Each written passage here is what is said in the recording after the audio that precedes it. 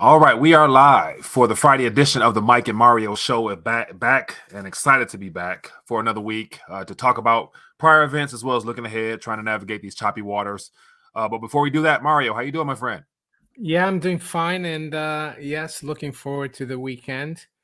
And Mhm. it was been quite an eventful week, I guess, geopolitically, economically. Yeah, yeah, never a dull moment in this restructuring, global monetary restructuring is what I like to call it. But today we had some interesting figures come out, and we'll go over those as well as talk about outside of what we're being told, central banks are still getting their weight up in a very alarming rate. So that lets us know that they're also preparing for some changes as well. But I hope everyone is doing well. As always, definitely feel free to throw out thoughts, ideas, suggestions in the chat, and then we will address them as we move throughout the show. And so let's just jump on, I guess, the primary. I got a little chart up here. I'll put it up here on the screen. But here we have the non-farm payrolls that came out today. And just looking at this visual aid here, something just doesn't seem right given all the current downward trajectory of all the global indicators. But for some reason, there's a 528 jobs that were, I guess, added within the month of June. So what are your thoughts on this? Where did this come from? Is this more of the illusionary statistics they love selling the world, or what? Yeah, 528,000, of course. There's a few factors. One is the birth death model. Mm-hmm. And they added for this month 309,000 just because of the birth. I'm not really sure what that is, but it's like they think there's a lot of people being born, so there's more. It's just crazy. And the other thing I would say about non-farm payroll is Mm-hmm. it's that it's a household survey, so they go around calling maybe a few hundred. People in each state or Yeah. businesses, and they do a survey of how they're hiring, and they Mm-hmm. extrapolate that for the whole country. That's Yeah. how they come up with this number. But the other thing I would say, and I'm going to share something here Yeah. from Rafi Faber, and I really recommend people look at his newsletter. It's on Seeking Alpha. It's the End Game Investor. Let Mm-hmm. me just get it ready here. And he kind of explains why this is happening. So let's go here. So there you go. So I'll show you here the End Game Investor. So I think it's about $250 a year, and he Mm-hmm. writes like almost every day, and he's really good. I think I have him on my live streams on Sunday once in a while. But Yeah. so let's see how he explains it. What the blowout jobs number means. So he says economics is just basic logic. So let's revert to basic logic. Return to Weimar. People are miserable, starving, but the unemployment rate is extremely low. Everyone's working for a dying currency. And in GDP terms, everything is booming and everyone's a billionaire. Whoopie doo. As for those who say GDP is adjusted in real terms, no, it's not. That's a lie. The adjustment is token. Those who say the high employment means we are not in a recession are also delusional. If everyone is working for 5 cents an hour as a slave and there's full employment and we're all starving, life sucks. As for employment, labor is simply rented humans. If the price of rent, real estate, or labor is going up, you'll try to rent or employ what you can and lock in a rate for the year or however long you can, Mm-hmm. knowing you'll be saving money if you rent ASAP. So I'll stop at that. And I I would say it's partly because of this, what Rafi's talking about, Yeah. and also partly political because Mm-hmm. they want to be able to come out and say, yes, we've had two consecutive quarters of negative GDP. We're probably going to have a third one, but we're not in a recession because everyone's working. Uh, Right. and they're earning, their earnings is going up 2, 3, 4, 5%, but Mhm. you have inflation at 11 or 12, so Right. everyone's worse off. Right. So adjusted for the real rate, it's already negative. So yeah, so is this that continuous west or United States led narrative of trying to paint the picture as being somewhat not as bleak as the rest of the world, where I mentioned how the UK, it's everywhere. I'm seeing all types of headlines talking about recession in this year and possible strikes and not paying bills in the UK and Australia's. So it's like only the US is still keeping that rosy picture of things are, stable. And we all know that's a dang lie. But let me share with you some more graphics here, just to let you know, well beyond the obvious two consecutive contracting quarters or whatever. But here we have more data. Let me grab this real quick here. So here we talk about wages, hourly earnings. So year over year, it's still trending downward. So despite what we're being sold, people are not bringing home nowhere near enough to sustain themselves to paint that rosy picture. And then here's another little graph as well. Here's that you mentioned this before we went on air, but the U.S. Treasury 10-year, 2-year yield curve, and it's as low as it has been going back to the year 2000 inversion wise. So that's another little recessionary indicator. Oh yeah, big time. And then there was another one. Nope, it wasn't. So yeah, so those are just some things I thought I would bring up to give you a give people more of a realistic viewpoint of what's really happening in Main Street, regardless of what they're trying to feed us. But we're here at that point, man. This is a very interesting time frame because based upon the numbers given to us, I'm seeing more articles talking about how that sets the Federal Reserve up in a very favorable light to definitely do the three-quarter point hike next month. And so they're basically saying it's baked into the cake. It's like if they might even do a whole point according to the way those numbers are so rosy. I saw one article talk about. So, but that's just what they're trying to sell us, man. The thing is, what that's going to do, I think, is going to make things even worse, cost of living wise. Yeah, because it's going to. I think we're already seeing the States some high levels of like car debt.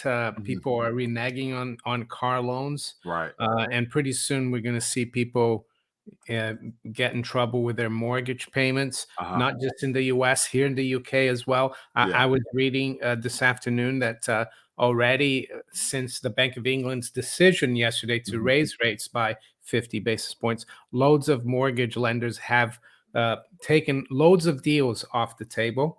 So it's going to make the housing market more subdued. The UK economy is heavily dependent on real estate and construction. That's going to hurt it even more. And the other thing that's happening here in the last few years, especially since the pandemic, a lot of people like over 50, they've been taking capital or equity out of their houses like an ATM because especially in the last year because they can't afford to pay their bills. Right. And they have an interest to pay on that every year, and that's rising. So it's a huge problem, and that's why maybe the Bank of England is being honest about the fact that they actually say they expect a recession the next 18 months. They expect the unemployment rate to go from 3 to 6%, and I think they're being actually honest on that, but they're dishonest on other things because this guy there on the picture, the governor, Andrew Bailey, he's blaming everyone but the Bank of England and the government. I made a video this morning about this, and the Bank of England, since the beginning of the century, their balance sheet has gone from less than 5% of GDP to 50%. So basically, they've printed half the UK economy in the last 20 years. Yeah. Is it any wonder that the currency has gone down the drain and we have high prices? Yeah.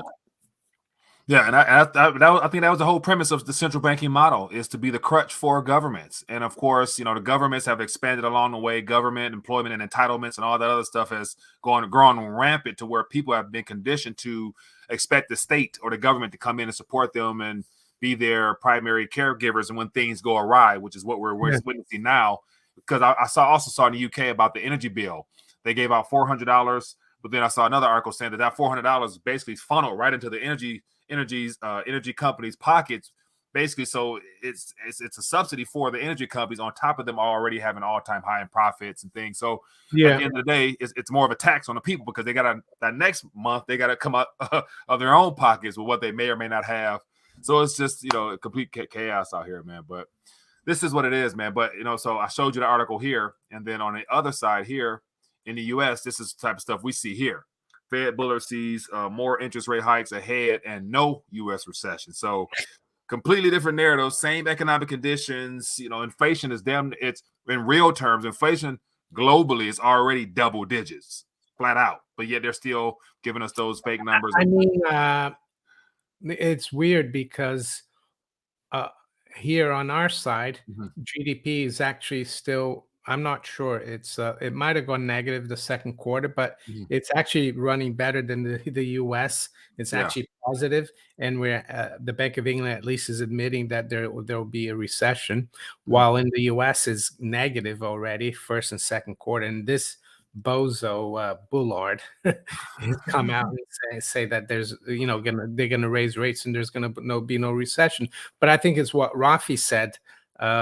We're in the middle of a dying currency, and most people don't see the dollar as dying. They see it as a strong currency, which is really, I would say it's really sad because the way to look at the dollar is what it buys. Yeah. It's buying less and less of everything that you need. Yes, it might be buying a few more euro cents and more some more pounds, but only because the pound and the euro are collapsing a lot quicker than the dollar. And those people who believe in the strong dollar, I mean, you need to think of in terms of what.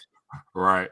And speaking of strong dollar, I noticed that after those numbers came out today, I was looking at because I occasionally just happen to drift over to see what market activity is like, and of course the dollar index, is 106. It's in the green, and it's just amazing to see how the strength of the Federal Reserve System, aka the dollar, how much damage it's causing all across the world, to where it's forcing nations to flee from their own currencies in hopes of being able to get something relatively more stable, more sound. Because regardless as to what our viewpoints on the dollar is, people are still running the dollar for savings because of their own currencies are being completely destroyed. So it's getting propped up in a fake manner just because people think it's the best form of something to have that you can actually get hold of, especially Argentina and Chile. I'm reading down. Yeah, a lot of people in these emerging market countries, they view the dollar as almost as good as gold, which we know it isn't. Right. But they'll get like a rude awakening eventually as well, I think. Very true. And then also, yesterday I did a little video talking about how this I call it the currency crisis map, basically just showing that the more red spreads across this map here in reference to the inflation numbers that we're being given, even though we know they're lowballed. But even so, I've been watching this chart for some time now, and this map is just getting redder and redder, signifying just the fiat currency game imploding. Yeah. Because wherever it's dark red, it's already 64% Argentina. We know Venezuela's Yeah, even the Netherlands, which you think of a pretty frugal country. Yeah. And responsible. I think their CPI came out this week. It was 11% or something. If you click on the so I'm gonna go. Let me see 1 second here. Netherlands. So Netherlands, 10.3. 10.3. Yeah, I mean that's crazy. Look at these figures, man. This is just Europe in general. 9, 9, 9, 10. And we know these are lowball numbers. So I think the UK government, the Office of National Statistics, from May this year, they've tweaked the CPI. So probably makes a 1% difference. So they're going to they're going to adjust. And their excuses, they're going to say, "Oh, we've adjusted to make it more to reflect more the rise in prices." They use all these. It's all like spin to basically hide the real debasement of the currency, and unfortunately, it's going to get worse. And yeah, it's really sad that a lot of people don't realize this is happening. They Yeah. they believe what they've been told, that it's temporary. It's Hmm. because of the war in Ukraine and COVID, and that everything is going to be okay. Even the Bank of England, they're saying CPI is going up to 13% maybe by the Hmm. end of the year, but in 2 years' time, they magically see CPI back to 2%. Yeah. How? I I saw mean, that article, man. Yeah, uh, I'm thinking like it's just amazing how, and they said within, I think it said within 15 months, things will be back. I'm like, how do you come up with those figures in your mind? it's So there's called wishful thinking. right, this, yeah. So I'm just thinking like the at what point do you think, or within the next year or two, will we see an event that will prevent this of some capacity, or will every pretty much country on this map be blazing red? I Of course, think I they think I think the U.S. will be the last one because it's a reserve currency. But will an event occur before all this to where we are, introducing something entirely new, i.e., that alternative currency from out east, or what are you thinking? What's some scenarios possibly? Well, all these countries, governments, and politicians, all they know is how to inflate, Hmm. and we've gone so far already creating this debt bubble. Yeah, Yeah, it's going to get redder and redder. And the other reason why I think it's going to get redder and redder is that a lot of people don't understand inflation, and they think, like the Bank of England, that just because they wish it to, that it will go back to hmm, below 2%. But I think it's going to change people's psychology when they see prices of food, energy going up every month. They're going to start buying more because they're, yeah, they're going to say, oh, this is going to go up in 2 months, 3 months time, so let me buy more, and that's going to shrink even more the supply.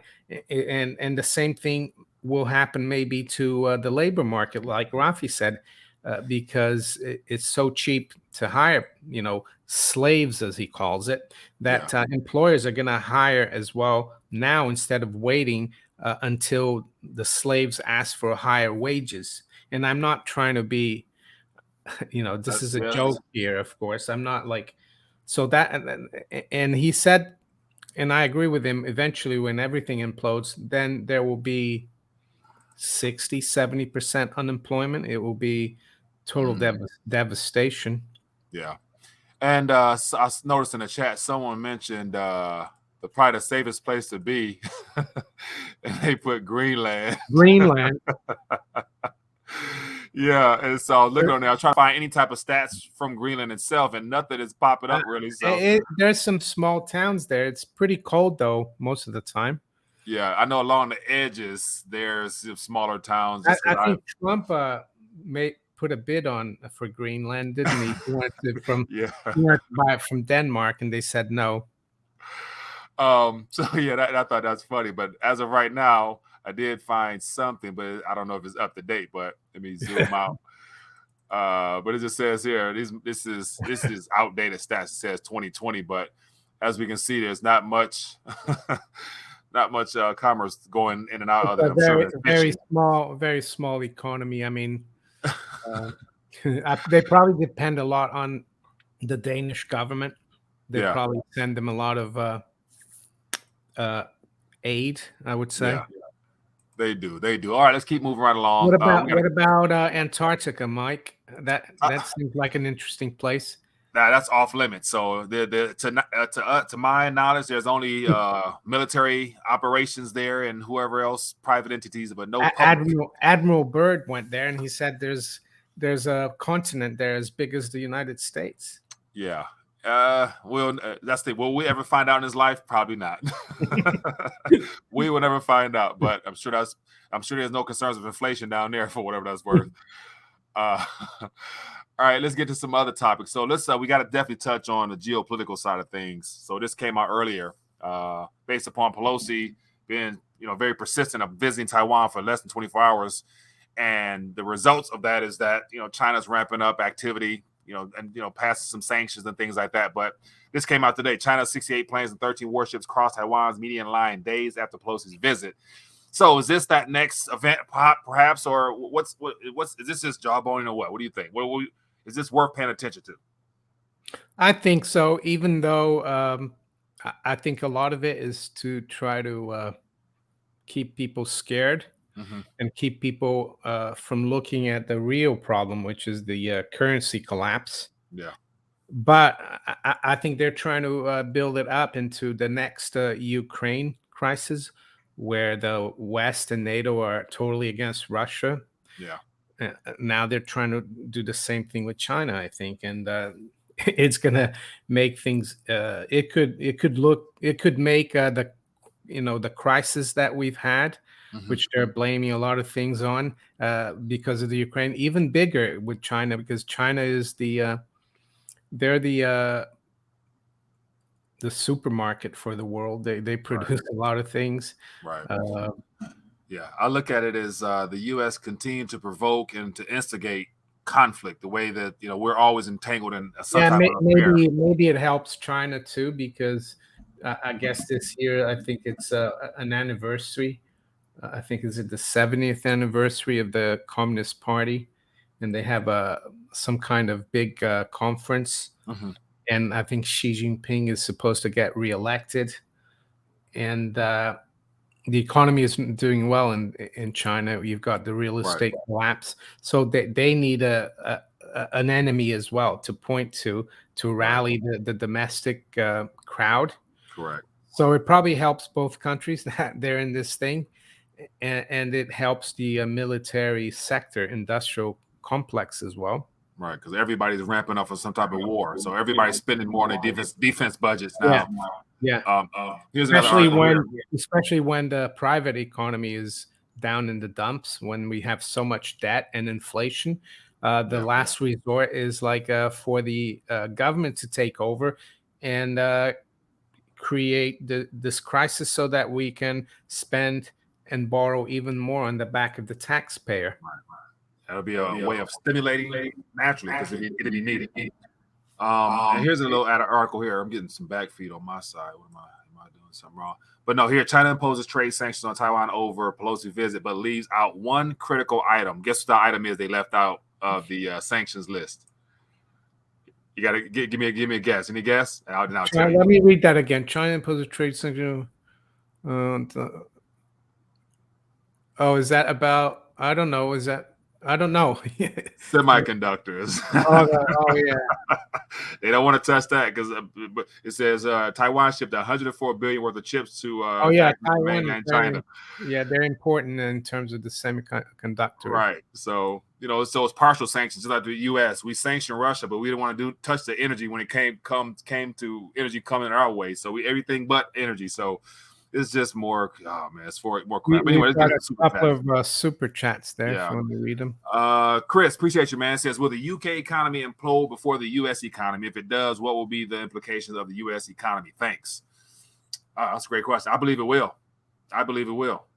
And that goes back to my thought about that inflation map. The inflation map it's going to grow hot all around us, and the US will probably be the last country.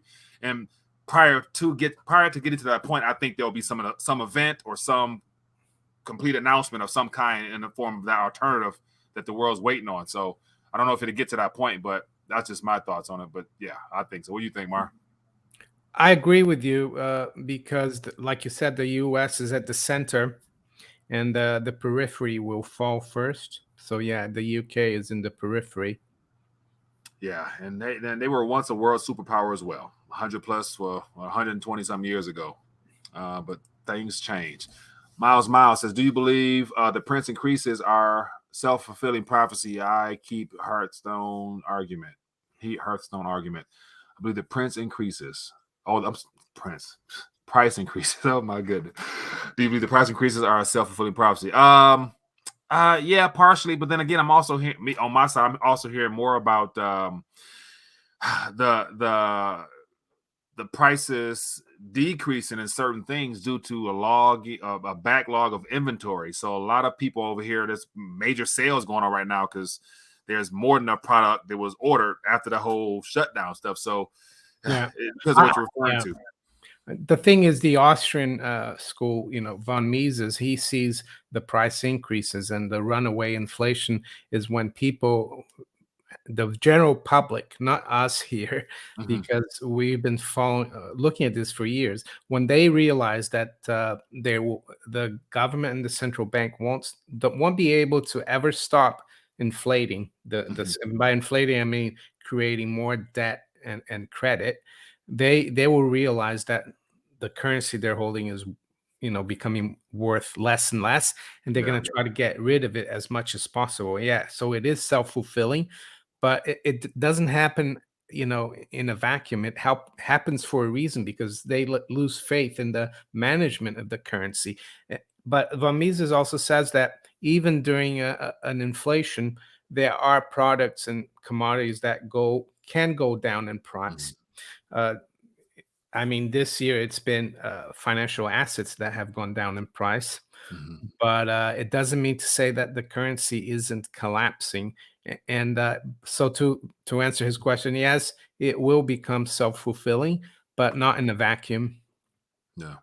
Good point. Here's another question here. This is S400 says, if you think Biden is the last president before this big transition, will there be a Congress? And if not, what takes his place in your opinion?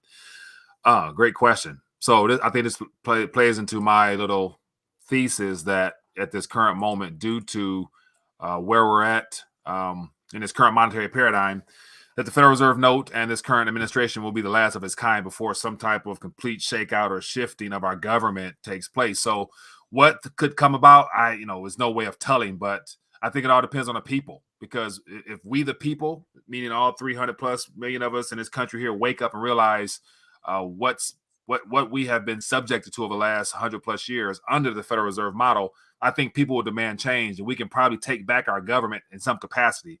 How it would play out, I don't know, but I think if people wake up in time, there's hope to be able to put some people in positions of power, create more transparency, and try to get back to some type of sound monetary practices, as well as holding our government's expenditures in check. So it is Yeah. possible.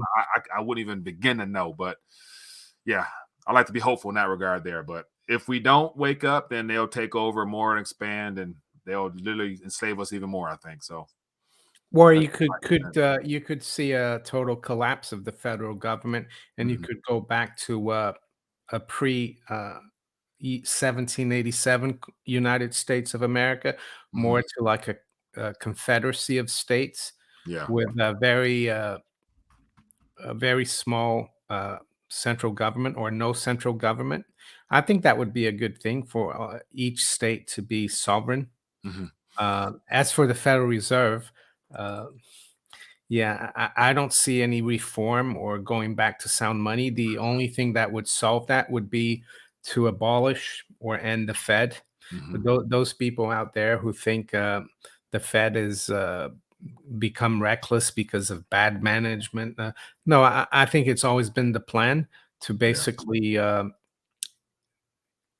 basically steal America. That's what Charles Lindbergh Sr. warned against. He was a congressman from Minnesota in Mhm. 1913, and he said it would be the greatest financial crime in history to Yeah. allow the money trust, he called it, to create Mhm. that central bank. Yeah.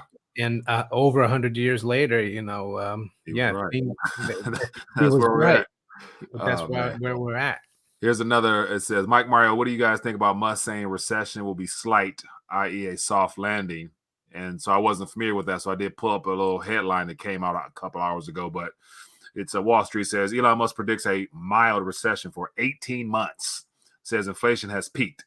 And so I'm not quite sure how they get these dates and time frames, but I assume he has a reason for saying that. I'm not sure what he sees on his end, but he is, the wealthiest in Federal Reserve notes term public figure anyway. So, what do you think of this? Like, how do you think these people come up with these figures, man? Well, he's wealthy, but he's done it through business. Hmm. I don't think he. Well, I think he's wrong. I don't think Yeah, inflation will peak, and I yeah. don't think the recession will be mild. So I think he's maybe trying to help the Fed. All right, I don't doubt because he's got more support from the U.S. government, all the contracts and all the space Yeah, stuff I mean, and all of that Tesla stuff. almost went out of business after the '08 crisis. Yeah, but somehow it happened to made it through with some government help, and he's Mm. now number one. Yeah. And Now he's helping the government right, with this kind exactly. of talk. Exactly. All right, let's get some more questions out here. So let's answer some questions. Feel free to throw out thoughts, ideas, suggestions, and then we'll also give our thoughts on what we expect for the rest of this month, based upon what's projected and things of that nature. Let me know if you see any questions out there. Yeah. Let me see here. Highlight at Rethinking Dollar stands out better. It says, here's one. What do you think about the talk of Bank of England being put back under government control, and would it be better if it was? Well, I think the best thing would be to also abolish the Bank of England, but that's probably not going to happen. Hmm. But if you go back to prior to 1997, when the Hmm. Bank of England was not independent, things weren't that, at least interest rates were more normal. Hmm. I mean, back in the early 90s, we had double digit interest rates here. Hmm. And yes, we had a recession, but it was needed, booms and busts. So, yeah, I wouldn't see a problem with that actually, because what this central bank independence, Bank of England independence, has done is made everyone complacent about inflation because they think the Bank of England has done a great job, and they haven't. They've fudged the numbers in the last few months. Yeah.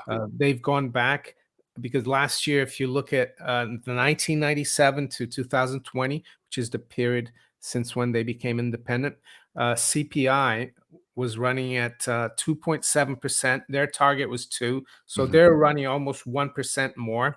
But now they've changed those numbers and it's only saying 1.9 because they're trying to I don't know what they're trying to do because it's a government number. So, and I don't really think the Bank of England is that independent because when we had COVID and even the referendum in 2016, when the currency was under pressure and the debt market was under pressure, the Bank of England came out and started doing QE, and that only helps the government because they buy government debt. Yeah. So I'm sorry, they're not independent Right. anyway. Yeah, and the fact that they've tried to sell that, because as of this current moment, more people have woken up to the fact that they're all interconnected. They're working hand in hand, and it's becoming a problem, and that's what we're experiencing. It says, Mike and Mario, would it be smart to be more aggressive to eliminate debt? I'm diversified, have some cash, weight stashed away. I'm prepared. I'm prep food and grow as much as I can. Yeah, that's sound like you're on the right pathway. The least you owe somebody else, the better. You know what I'm saying? Like, it's better to be a creditor than a debtor any day. So, uh, Yeah, what do you say?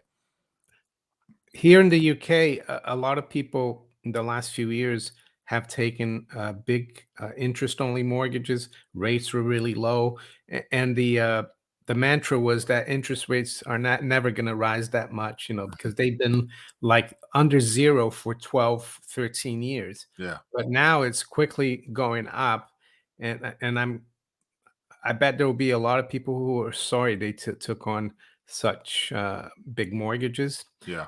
um, I guess when I was younger, when I got married and we bought our first family home, I did take a mortgage. I did have a pretty good job, um, but if you can pay off debt, I think is the best thing. Hmm. I know that debt gets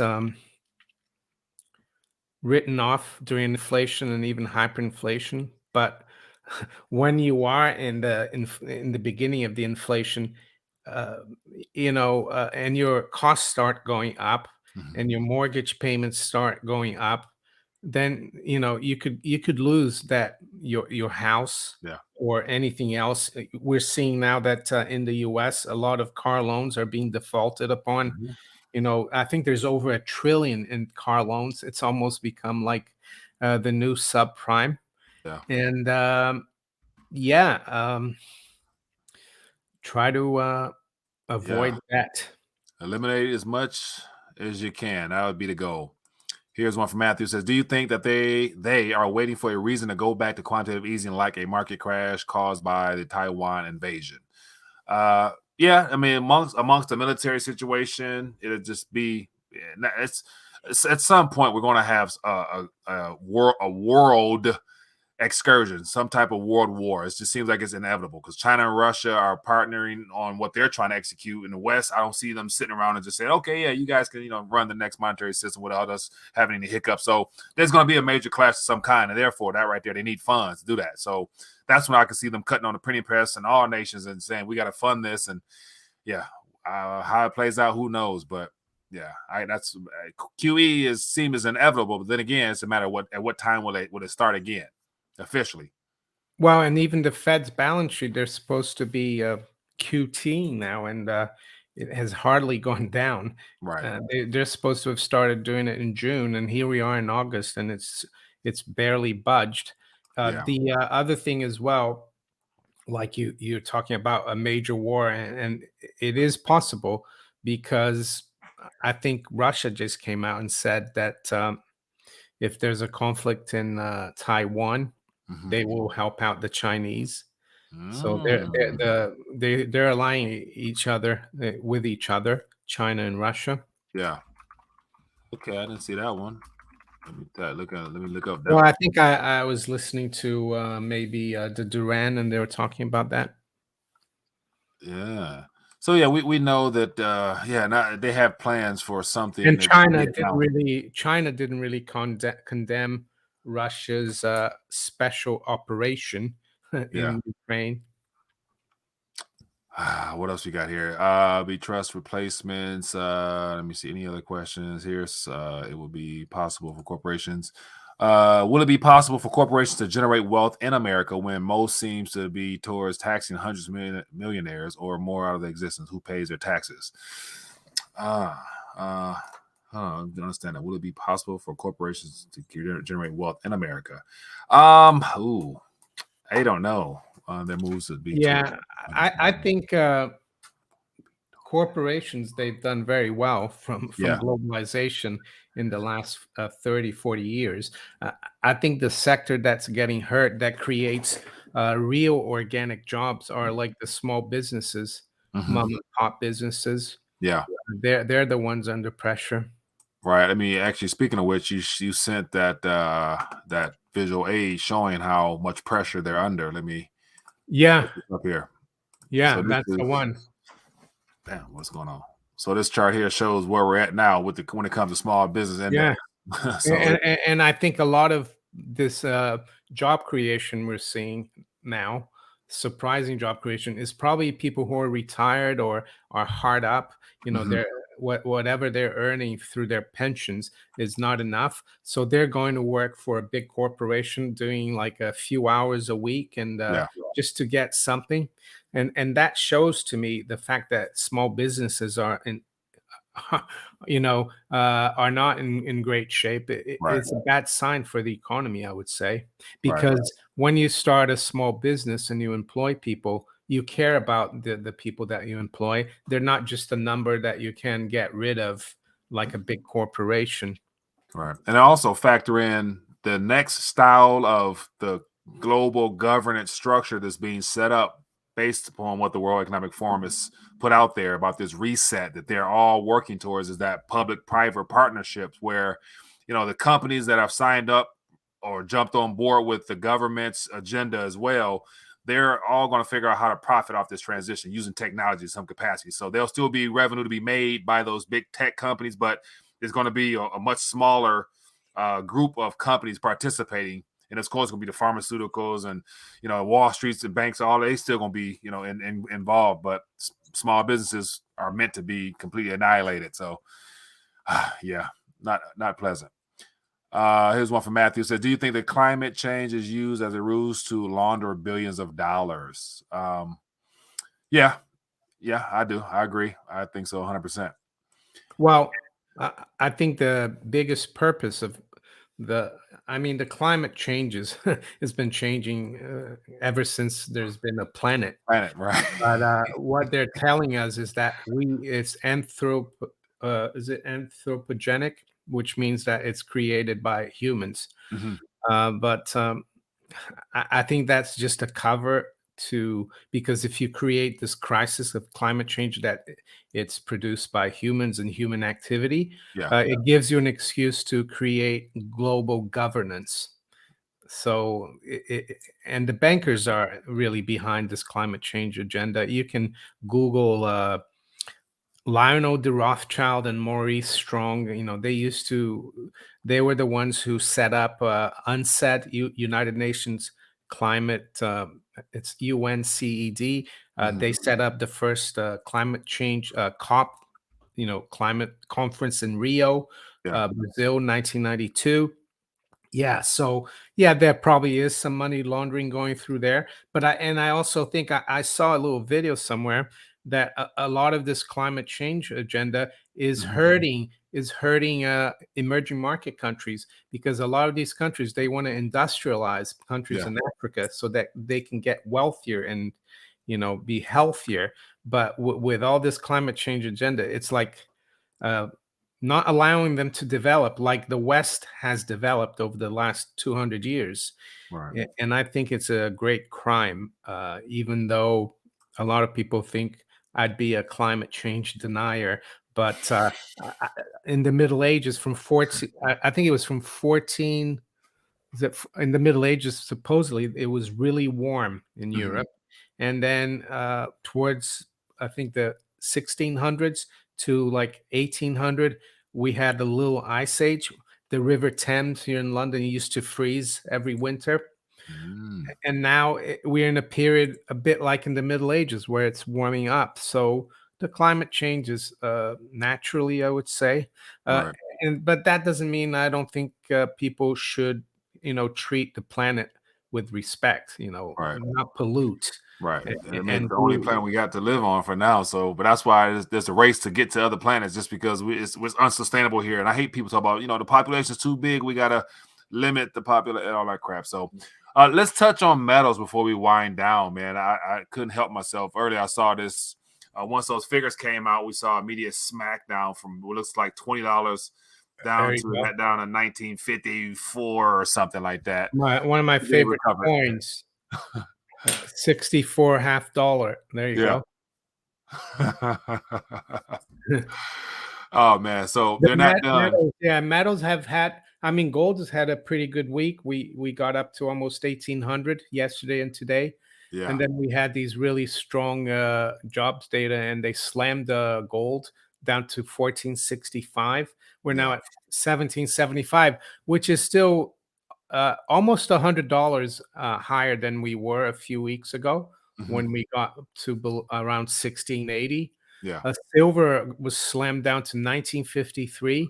We're Mhm. now back to 1990. So I think this is temporary, Yeah. and I think we should worry more. And we've spoken about this, Mike, more about how much weight you have and how much that gold and silver will be able to be bartered for Mhm. real things in the future. We should be less and less worried about its value in fiat currency. Right. Right. Because it's definitely going to be pricing something other than USD in the future. You know what I'm saying? In my opinion, before the end of this decade, we'll be pricing things in a completely different measurement of some kind. Ain't no telling how, what, or who's going to set it. But of course, we'll still be spending some form of a dollar here in America, just like you'll be spending some form of a Who pound, more knows? than likely. Maybe not even. Maybe we'll Really? be quoting things in grams of silver or ounces. Silver will be used as the Right. currency, and Right. gold will be used as money. For savings. Yeah. Which is possible. And then, of course, I'm sure you got people out there who says we're going to be quoting things in Satoshis. Well, yeah. Why? Well, Hopefully, there's options. I wouldn't mind having 5 or 6 different options rather than just a I don't single. care if people want to deal in satoshis. They can. Right. In the I'll accept it. I accept Satoshis, so I don't mind. But the thing Oh is, man. it's really expensive to transfer to satoshis. Yeah, but then they got the Lightning Network now, so they're Yeah, trying to make it yeah. more user friendly. But the But thing is, you and I are pretty good at using the internet and stuff. yeah, But can you imagine someone a little older, always having to try to all the steps you have to go through to deal in cryptocurrencies? It's really sometimes it's too much. Yeah, it And you is. have to keep updating things, and you have to, yeah, I don't know, but Got a lot of green activity right now, though. yeah, Oh man, it's never ending. But all right, this about 40 minutes. Get ready to draw down, man. As always, appreciate everybody for hanging out with us and getting a chance to Vinny, go over. Vinny, sorry, Go ahead. Vinny Grant says Bitcoin is going to take over.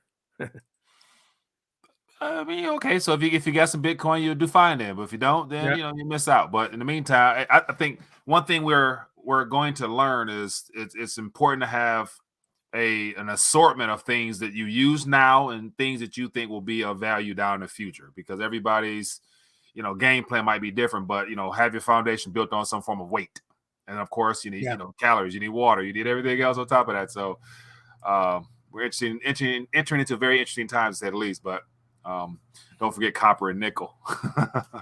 Yeah, those are definitely mediums of exchange as well. It just takes a lot more to exchange something. Vinny Grant, man, appreciate you. It says, I just seen the movie Super Pet. It was about a guinea pig, which I would subliminally symbolize a dollar, and a dog played by The Rock who saved the world from a guinea pig who was destroying the world, and the dog crypto saved the world. And the dog crypto saved the world. Okay. What's the dog called? Crypto? I don't know. I think it's just all this symbolism. That's what he took away from the movie. So I saw actually. Super Pet. I went out with my wife. When was it? Yesterday or something? And Uh-huh. I saw the advertisement for that movie on a bus. Super Pet. Super Pet. And I have it.